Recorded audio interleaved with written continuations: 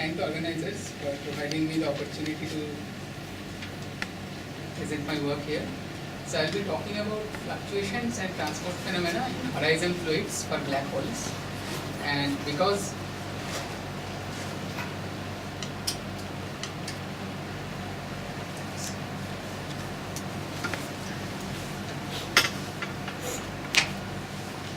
time is limited, so I would mainly focus on presenting you with an overview of our work.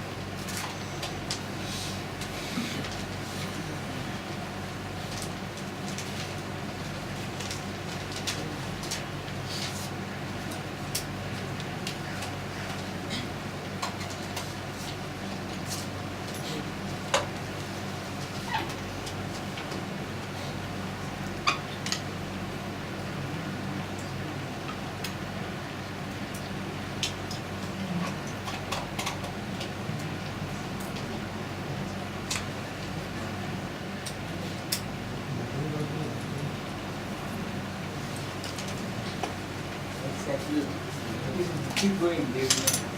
Keep going.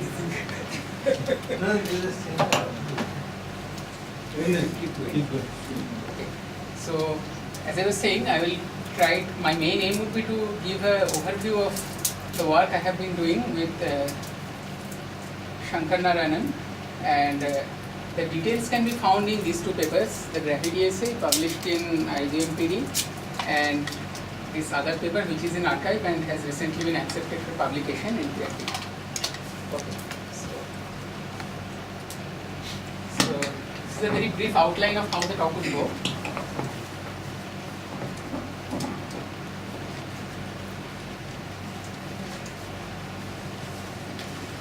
So after introducing the subject, I will just give a very brief outline of the model in the context of which I will talk about the horizon fluid and the transport phenomena. Then I will look at these three things in this order. First, the process fast law of black hole thermodynamics, then the Raychaudhuri equation, which can also be viewed as a transport equation within our theory, and finally the computation of the coefficient of bulk viscosity within the theory of fluctuations that we have constructed. After that, I will conclude with some of the physical implications of our results and a few possible future directions of work. So the story begins with something which I believe everybody is familiar here. So people found out that black holes behave like hot bodies, and the horizons of black holes, event horizons, they have a temperature. Now, based on our statistical mechanical understanding of thermodynamics, we know that if that is the case, then gravity should also have an underlying microscopic structure. The task then becomes to find out what this microscopic structure is. However, this is not so easy, and there have been many models and many attempts, and it's still going on. In view of this, it's actually becomes particularly relevant to try some alternatives. At the same time, when around the same time when this black hole thermodynamics was being discovered, some people found out an interesting connection between Einstein equations and the Navier-Stokes equations, or the equations for the viscous fluids. Damour noted that Einstein equation, when projected on the event horizon of a black hole in an asymptotically flat space-time, this gives rise to a Navier-Stokes equation in 2 + 1 dimension, and this is a non-relativistic equation. Shortly after that, Thorne, Price and some others also found out some connection between black hole horizons and membranes. So what they did was, they projected the Einstein equation to a hypersurface which is time-like but very close to the event horizon of a black hole, and they found out that this hypersurface behaves like a membrane. Recently this has been generalized to other different types of horizons, like Rindler horizons for example, by Padmanabhan and others. Now the question in view of this development, what you can ask is that since as of now, there is no certainty about what the underlying microscopic structure of a gravity theory is, whether this connection between gravity and fluid dynamics can help us in that. Because the connection from a fluid to its microscopic structure is more easily understood. So one might be able to make some progress in that direction. So the first and the most important question in this avenue then becomes that can one ascribe some degree of physical reality to the degree of freedom of the horizon fluid? So the fluid you're talking about is not a classical fluid, it's a quantum fluid? Is that what it is? Or? So the fluid we are talking about is a very peculiar fluid because it has a negative bulk viscosity, I will talk about that, and positive shear viscosity. We do not as yet know what it is. What I will do is I will assume some very basic things like equipartition of principle and some other things satisfied by the fluctuations in this fluid and show that it can suffice to explain at least some things about the properties of the transport coefficient. So it is like by construction a proof that this thing seems to work. So most likely it can be viewed as some kind of a very peculiar non-relativistic fluid. But it does have some very strange properties that will become clear. But these are supposed to be quanta space-time. So we do not go into that detail. So the level at which I would be working on is basically the level of fluctuations. So I did not consider the details of the microscopic model. So of course there should be some guidelines for this exploration. First, the results derived within the semi-classical theory are quite robust, so they should be expected to hold. And whatever our understanding of this microscopic degree of freedom of the black hole are, they should be able to reproduce these results in the semi-classical limit. Okay. So the thing then we are after is that we have a fluid gravity connection in the macroscopic limit. Then we want to go to a statistical mechanical description of the 2 plus 1 dimensional fluid living on the horizon in the hope that it would tell us something about the gravity. So as a first test, of course, it should be able to reproduce the microscopic description of the fluid correctly. And another thing which it could do is, it could tell us that no matter what the underlying microscopic model is, how the gravity or the geometric variables that comes in Einstein's theory or any space-time theory of gravity, how they are connected to the statistical mechanical description. So these actually could be quite useful in a search for theories of gravity which are microscopic. However, this program on the face of it seems quite straightforward, but there are some problems. So let me just highlight. So first of all, the problem is that horizon fluid for black holes in asymptotically flat spacetimes is a strange fluid. Why? Because the coefficient of bulk viscosity is negative, but its coefficient of shear viscosity is positive. Now this is a very peculiar behavior. Let me very roughly tell why it is so. Because from our knowledge from what you know from transport theories is that the transport coefficients typically vary as the square of the fluctuations, which means it should be positive. This actually makes it very hard to provide an explanation for this based on the standard theory of statme. And a proper understanding of this issue has been lacking in the literature so far. So here we shall show that it is, however, possible to derive this property within such a theory, but we have to take into account something which has not been taken into account earlier, which is that we have to take the teleological nature of the black hole event horizon into account, which basically means that in black holes, our black hole event horizons behave in some respects as anti-causal way. That is, you drop some matter into a black hole. It is well known that black hole event horizon's cross section, that is the area of the black hole event horizon, expands. But it expands in an anti-causal way because it anticipates that something is going to fall into it, and the black hole event horizon's area expands and it stops exactly at the point when the matter goes through it. Now this would be very peculiar and disastrous for physics had this been a standard fluid.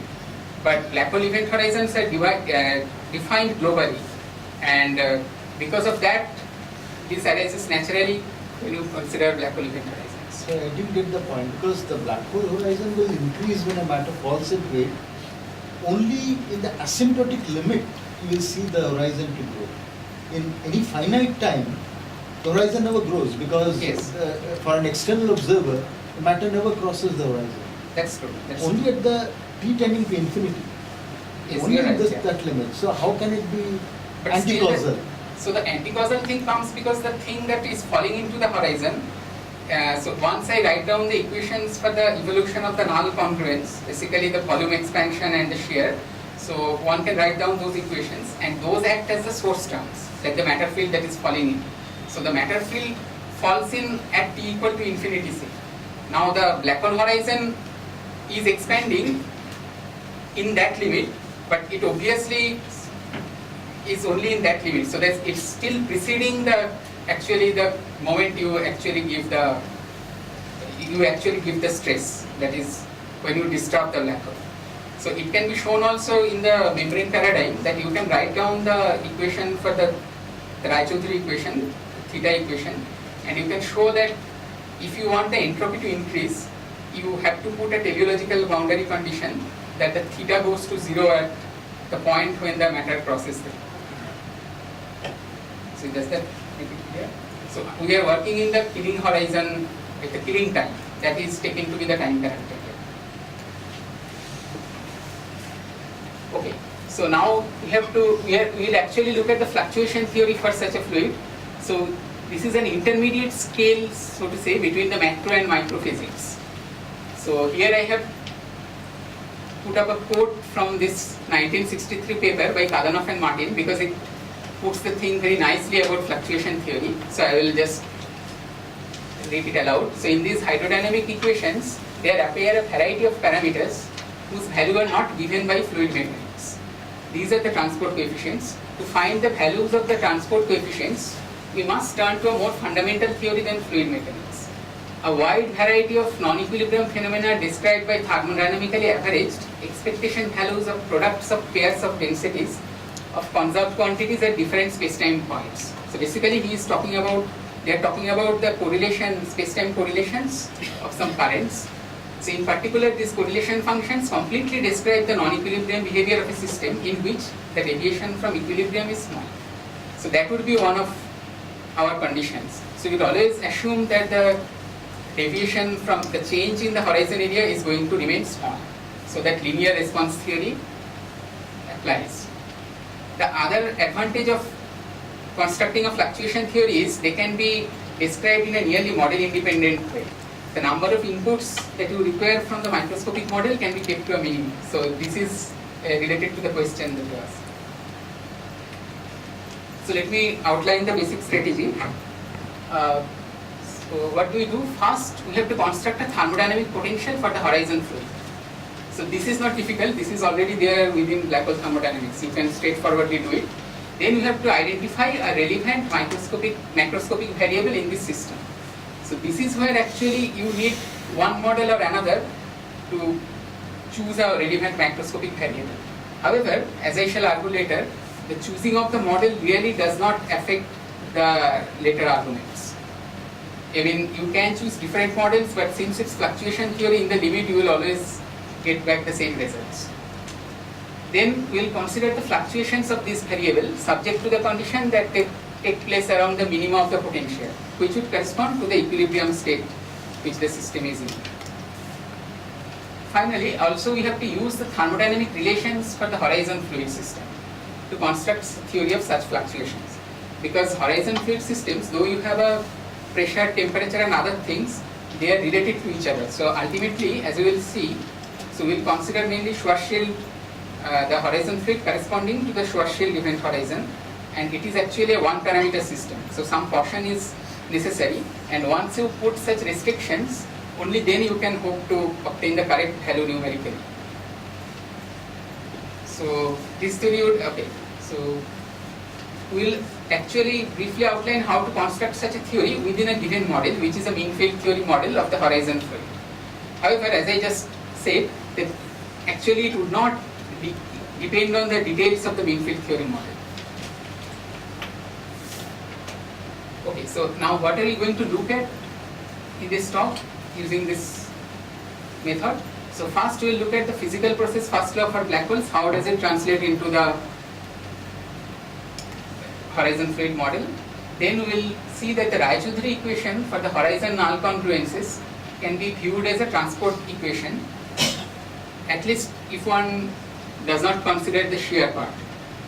Finally, we will also do a computation of the coefficient of bulk viscosity using the Kubo formula for the horizon fluid. There are a few features of our approach. First is that we assume no fundamental field theory underlying the horizon fluid. That is because had we known that, then we would have already set up a particular model for the microscopic structure of the gravity. So our approach is have to be limited to a phenomenological approach. And this would use extensively the statistical mechanical techniques. However, horizon physics would play a crucial role, as you will see. Okay, so now I am going to very briefly acquaint you with the mean field theory model of the horizon fluid. It can be found in a paper I co-authored with Dr. S. Shankar Narayana. So I will not spend much time on this and on the physical details of it, because of the reason that the main part I am interested in is basically the fluctuations around the equilibrium state, and this is just a sort of a scaffold for this. So let us first look at the horizon fluid corresponding to the Schwarzschild black hole. The equation of state for such a fluid has been given by Damour. It's just pure thermodynamics. It's like this: P equal to T by 4 equal to the energy. The energy is the Komar mass of the black hole by the 2L. The area is the cross section of the horizon. It's an one parameter system, as you can see, because the area is related to energy and so is temperature. Now the basic idea of this model is that the horizon fluid, there is a critical point at which the horizon fluid forms a condensate. There are n number of microscopic degrees of freedom on the horizon. The ground state, because there is only one length scale in the problem, it would be proportional to T. The alpha is some proportionality constant. Then the total energy would be given like this, and there is a relation between N and A also. And one can choose an order parameter, at least when one is not talking about the velocity dependent part of the fluid. So velocity dependent part of the potential, one can talk about an order parameter of this form and write down a Landau-Ginzburg potential with the Z2 symmetry. It's the standard form, eta square eta to the power 4.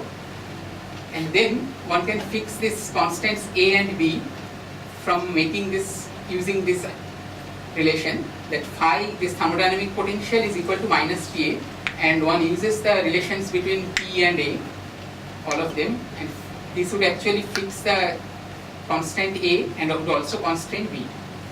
The black hole is supposed to be the phase which is the ordered phase, which is T greater than Tc, and the minimum value of the equilibrium value, the minimum of the potential, corresponds to this value of eta V squared. So here is T greater than Tc that you have the ordered phase, not Yes, T it's the less than opposite. Tc. Yeah. It's a very different type of condensate. It just comes once you try to match these two parts at phi equal to minus Pa, that thing.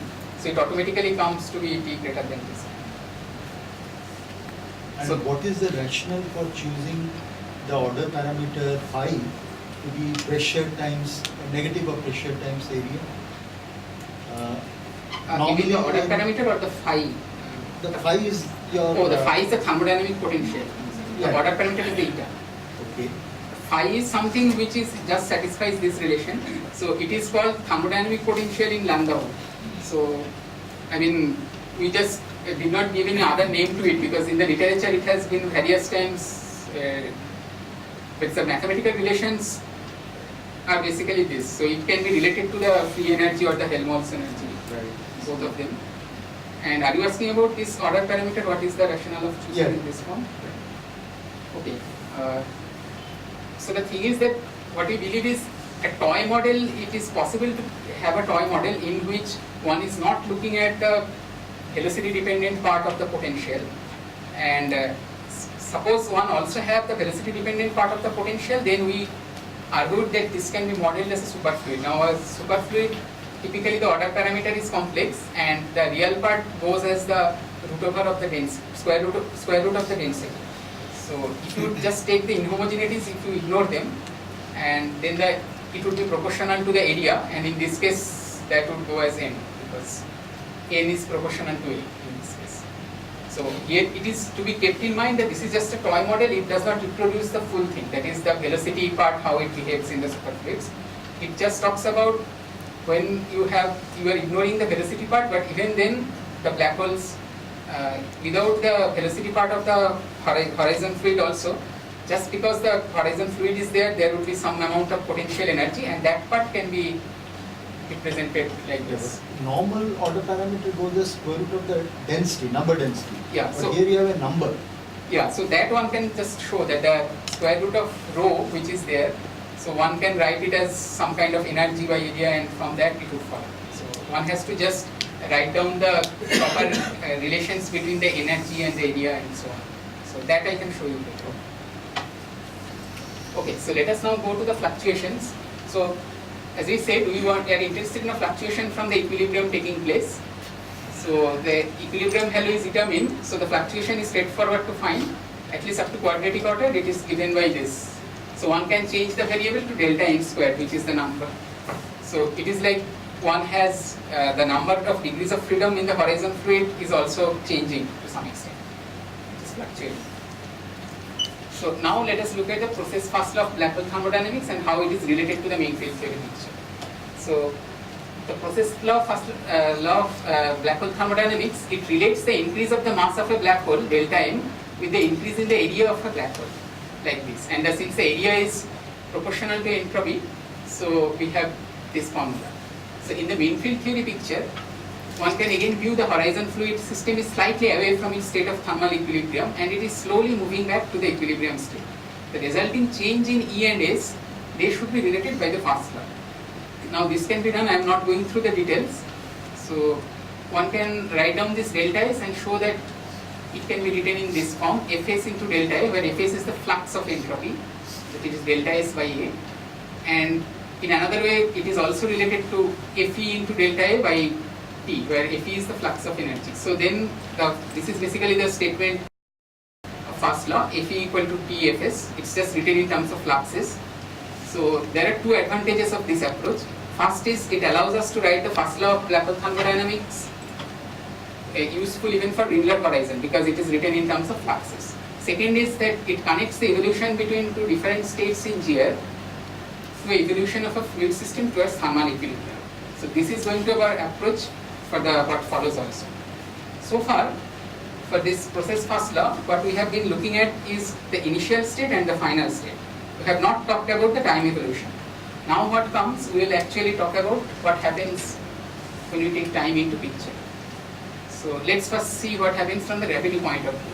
The area of the black hole horizon increases as matter energy passes through it. From the fluid point of view, the energy and the area of the fluid increases. So one can view this as an infusion of energy, but the important point is this fluid is a very special fluid, just a one parameter system. So the increase in energy also is equivalent to the increase in its area. So the energy infusion into this fluid would be resisted by the bulk viscosity of the fluid. That is for a normal fluid, because in this case the bulk viscosity is negative. So energy infusion should be facilitated in this case, it would be helped. So one can write down a simplest form of Langevin equation. It's phenomenological to describe such a point, a process in the linear regime. So we have this variable eta, so this is the Langevin equation. This Ft is a random term corresponding to the random force in a Brownian motion, and beta eta dot corresponds to the anti-damping term due to the bulk viscosity of the fluid. So one can actually change the variable to this n dot by n and then use the fluctuation dissipation theorem to write down the fluctuation of this n to the dissipated energy density rho d.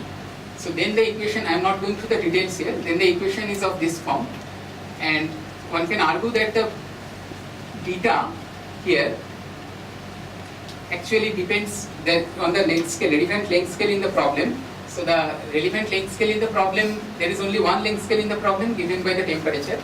So then depending on the dimension of the beta, it comes out to be minus Cp, the C is some constant. And now we have this equation then, which we can compare with the Raychaudhuri equation without the shear term. Because we have neglected inhomogeneities here, so it is alright. And one can see that many of the terms actually matches. So one can go through and make the correspondence complete. So you can actually show that this x goes over to theta. That is because x is equal to n dot by n and n is proportional to a. So x equal to a dot by a, which is basically the volume expansion, the area expansion coefficient for the null congruence. And the rho d is given by this form. It has a matter part and a geometric part. And c is just identified to some constant 2 pi. So this shows that the Raychaudhuri equation, at least without the inhomogeneities, can be viewed as a transport equation. So let me now move on to the other part, how to compute the coefficient of bulk viscosity using fluctuations. So here we shall consider the case when the time scale of the fluctuations is not so much shorter than the time scale of the change of the area due to external influence, which was the case earlier. So in that case, the simple equation like this no longer works. One has an integral here, and the coefficient of bulk viscosity then can be computed either in the real space or in frequency space following the Kubo's formula. So we will very briefly sketch the real space calculation, and the focus would be on the particular points where the horizon physics plays a role. So we will assume that the principle of equipartition is applicable to the random fluctuations of the system. So this is an assumption, and this is where it goes in. We are assuming to begin with that this system is non-relativistic and corresponds to something classical in this sense. So then the expression for coefficient of bulk viscosity for the horizon fluid can be written in this form. So this is an autocorrelation function, that correlation in time of the thermodynamic force acting on the fluid. The thermodynamic force is basically the force which acts because the entropy is not at its maximum value but slightly less, and the system is working in a direction so that the entropy can get maximized. So one can write this in terms of a thermodynamic force. So what would be the thermodynamic force here?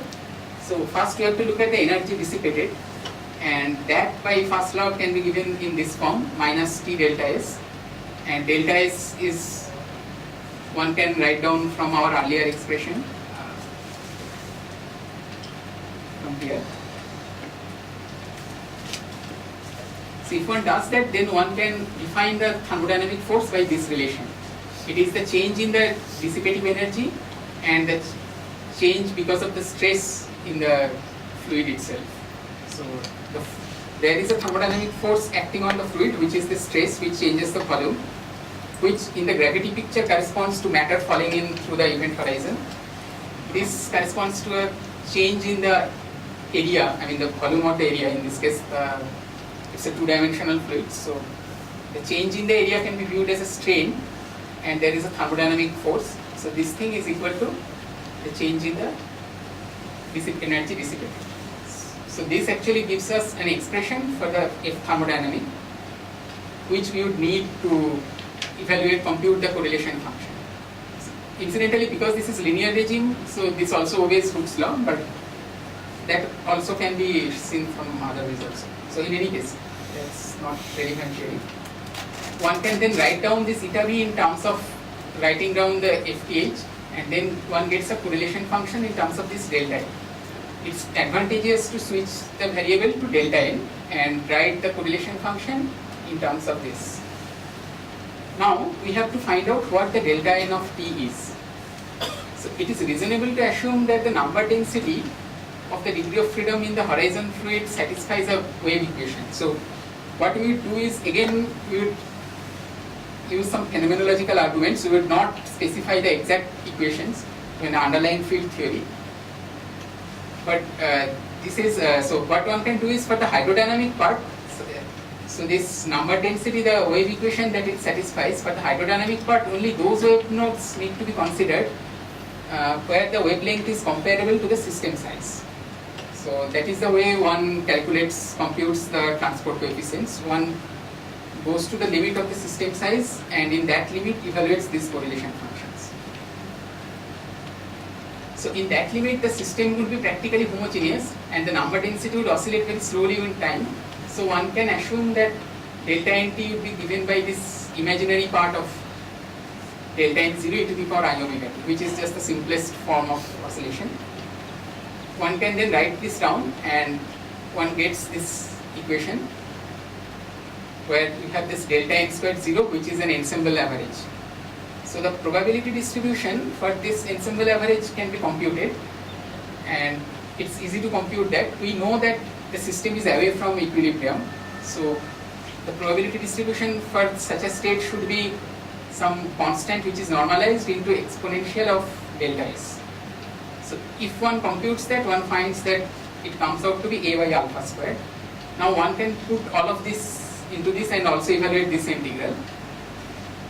Then one ends up with this t by 4 kb omega, and it is one can go to an units in which the kb is equal to 1.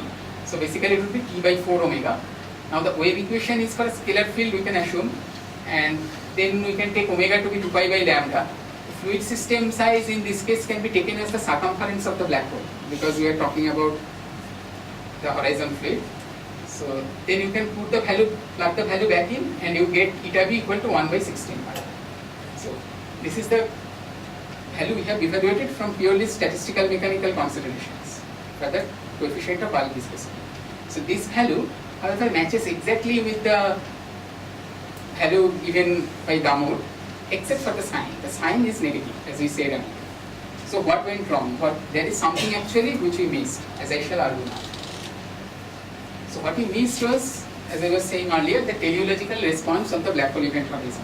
To make it more clearer, let us just consider this Penrose diagram. So it's a compactified space-time diagram for a asymptotically flat black hole space-time. So this is the event horizon, this part is the black hole, and this is the null, future null infinity, and the matter energies, as you can see, is falling in sometime in the future.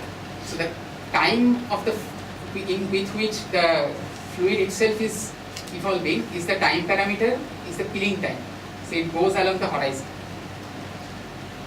And the horizon area, as you can see, is increasing earlier in anticipation to the fact that the matter energy is falling. This is only happening because the horizon itself is a global concept. So it will stop when the matter energy has fallen in.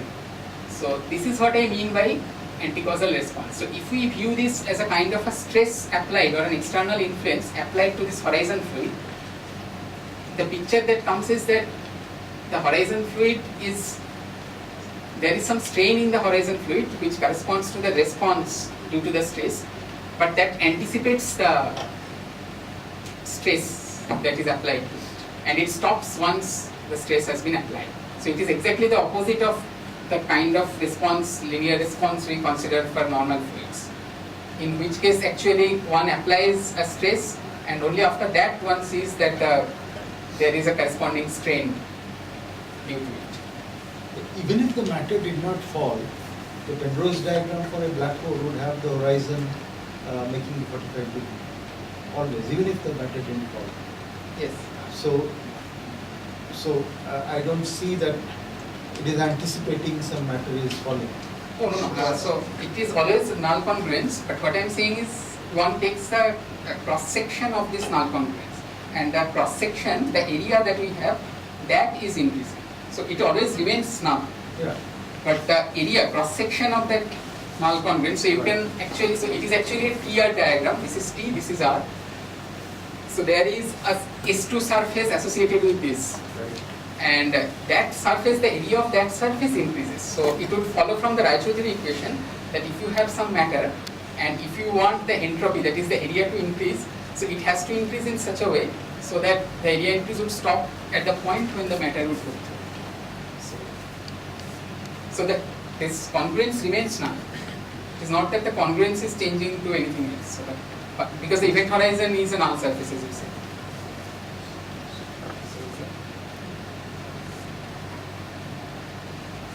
Okay,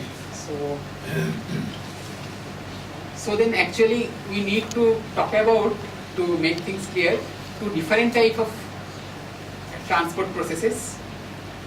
We have denoted them by eta CV and eta AB, corresponding to causal and anti-causal transport processes respectively. Now it had been shown earlier in 1996 by these guys, and it was a physical review paper. I can give you the details later, that for a normal fluid, so they considered a particular type of model of Newtonian fluid as eta A, that is the anti-causal transport coefficient for shear viscosity, is equal to minus of eta C, the causal one. What we tried to do is to adapt it to our case and show that this works in a similar way for the coefficient of bulk viscosity also. So for that case, the causal and anti-causal, to characterize the causal and anti-causal transport processes, one can characterize the response functions like this. So the response is a change in the area, or equivalently, because area is proportional to the number of degrees of freedom, to n. So one can write it in this way, that delta nt into theta t. So if it is theta minus t, you can see that it is anti-causal. So the idea is that at t equal to 0, there is some influence which is applied, external influence applied to the system. And in this case, it would be causal. So all we have to do now is to assume that this, to realize this fact that black hole horizon area increases only when a teleological boundary condition is imposed. So the response should also be like this, not like this. So for horizon fluid, if we do that, then we end up with this integral. So earlier time actually I have not properly written down this integral. There was a theta t. If you recall that I only integrated it from 0 to infinity. So had you, actually there was a theta t. So you have to integrate then from minus infinity to plus infinity. So if you do that, you see that a result corresponding to this actually holds. The eta b comes out to be of the same value but with the negative sign. So now the negative sign has been taken care of. But this raises some further questions also. The first question is that, as we said, that the horizon, for the horizon fluid, the shear viscosity is positive. Now, just as I had argued so far, that for the horizon fluid you needed teleological boundary conditions, basically for the evolution equations for the null congruences on the horizon. If that is the case, then why should the shear viscosity be positive? So it is clear that again the issue is one of choosing the correct boundary condition. So let us just look at this equations for the evolution equations for the theta, that is the volume expansion coefficient or the area expansion coefficient, and the shear along the null congruence in a little bit more detail. So up to some approximation in the linear regime, you can write these equations as this form. This is also the exact form for the linear response theory. This, on the right hand side, you have a source term. The source term, though these equations look similar, are actually quite different. The source terms, the difference, the reason of the difference lies in the source terms. So the source term for the first equation for the area expansion coefficient is this IH. It's actually the energy flux through the horizon. It corresponds to the matter flow. The second one, the epsilon HAV, this corresponds to the electric part of the Wild tensor, and which corresponds to the gravitational waves. So they are quite different entities. And for black hole backgrounds, the relevant gravity waves are those, the ingoing gravity modes, which are known as the quasi-normal modes. So this is well known in literature, and it's also well known that they decay with time. So if we assume that these source terms decay with time, then it can be shown that this would automatically allow for only causal response for shear, even if you want the entropy to increase. So this is because of the fact that once you so you basically want the entropy to increase, that means the area of the event horizon to increase. And now if you don't give a teleological boundary condition and your source term is not decaying, then actually you will have an exponential growth of your area or the other quantity on the left hand side of this equation. So that is the reason, to save the second law of thermodynamics, you have to impose a teleological boundary condition, saying that no, event horizon is something which is preserved. So for that reason, we have to give the condition in the future instead of giving the condition in the past. However, if you have quasi-normal modes which are already decaying with time, that is how the source is behaving, in that case you can show that there is no danger of the horizon fluid being, the horizon itself being destroyed. So in that case we need not give a teleological boundary condition. So if however we have a causal response for shear, then it follows that the coefficient of shear viscosity should be positive and there is no further complication. Now there is one thing which I should note here, that the ingoing boundary condition is different from the boundary condition typically used in membrane paradigm, like in, say, Thorne-Price's book. So they actually give the argument exactly like I said earlier, that you have a source term and they assume no such decaying condition on the source term, and they then give the argument that, okay, horizon cannot be destroyed if we want a black hole, and that's the future boundary condition. So from then it follows that it has to be a teleological boundary condition for the shear evolution equation also. Here actually we are not doing that. So this is different from the normal standard membrane paradigm. But this is not without precedent actually. So people have already noted it in the string theory connection. In ADS-CFT, people were evaluating it in the hydrodynamic limit. They were trying to calculate several transport coefficients and other things. In that case, the theory works differently because they already have a correspondence at the field theory level. However, they did note that for the shear viscosity, their boundary condition is different from the boundary condition taken in membrane paradigm. It's the same as this ingoing gravity wave modes. So what we find is that most likely this is a physical assumption one has to make, and without that you would have a problem. But with this physical assumption, actually this problem of this negative bulk viscosity coefficient and positive shear viscosity coefficient can be said to be solved. So now I will just conclude with a few brief remarks as to the physical implications and future directions. So first of all, what did he show? So first of all, our results show that it is possible to construct a fluctuations theory and compute the transport coefficients of the horizon fluid in a systematic way. So this has not been done for asymptotically flat spacetimes earlier. So at least at the level of fluctuations, one can do this thing.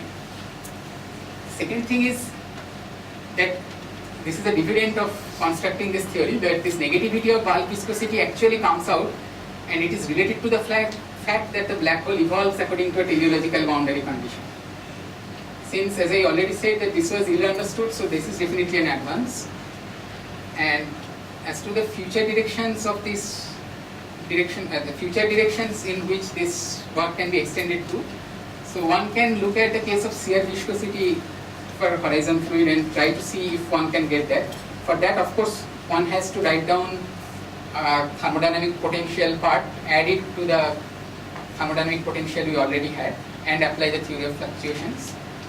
And it will also be interesting to see whether such a calculation can be done for ADS black holes, for which I have deliberately refrained from mentioning so far.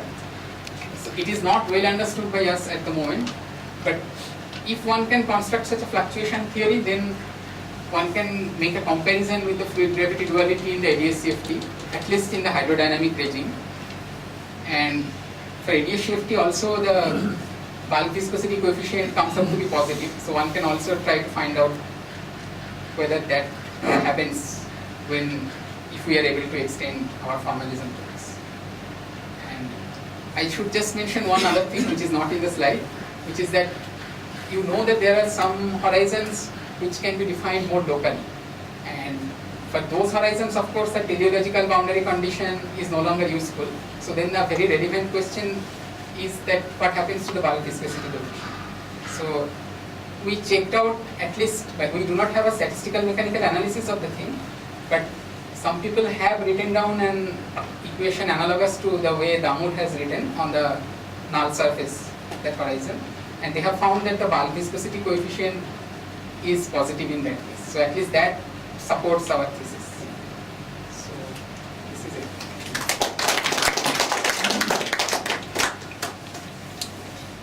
Yes, quick questions. About this two viscosities having opposite sign. Now, when you consider fluctuations, still your metric satisfies that the GTT and GR are inverse of each other. Right? Yes. Yeah. That will, that condition is obeyed, then your T naught naught and TRR, T naught naught plus TRR will all be zero. So this essentially tells you that rho plus PR is zero. So the radial pressure will be negative of the density. Whether does that anyway relate to anything sign to be that other transfer Yeah. pressure will be positive where the radial pressure has to be negative. So the radial pressure, I think there would be some map, of course, one can map it to this. So map it. So question you have to say the radial pressure has to be negative with the density positive. So that I believe would be, I think that should actually be in these equations. So what is happening is, since when Damur mapped this first, he identified the pressure with the T by 4. So there were some reasons for doing that, namely the first law of thermodynamics. Yes, right.